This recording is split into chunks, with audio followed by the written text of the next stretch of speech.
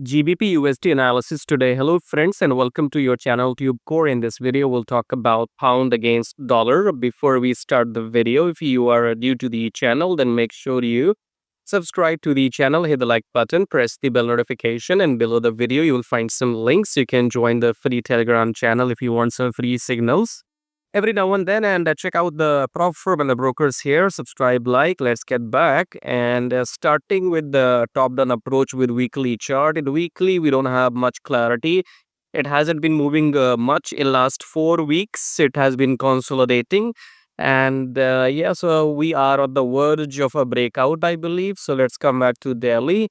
In Delhi as well, it has been consolidating, as you can see, last 3 days. So we had this new downtrend pullback, new low pullback, and then we are waiting for a breakout. Possibly the breakout will be towards the downside. Okay, more confirmation from 4 hour. In 4 hour, we are below the EMA for now, but we have two situations here. So we made a high, but we came down below the EMA, then a pullback, and then we are trying to go down.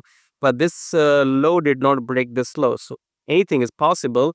It can go up, it can come down. But I have done my Euro USD analysis. Go and watch my previous video. In the Euro USD, I have clearly said that Euro USD is going down. And normally these two pairs, Euro USD, GBP USD, they work parallelly.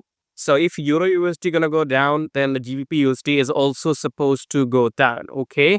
So, but in daily on this, what we say GBP USD, we are waiting for the breakout.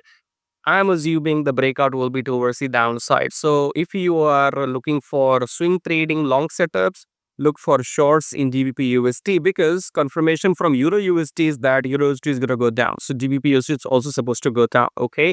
If you are intraday traders, you can go and look for opportunities in 4 hour where we are. So as soon this low is broken, after each pullback, wait for the after the pullback, enter your short position if you're intraday trader.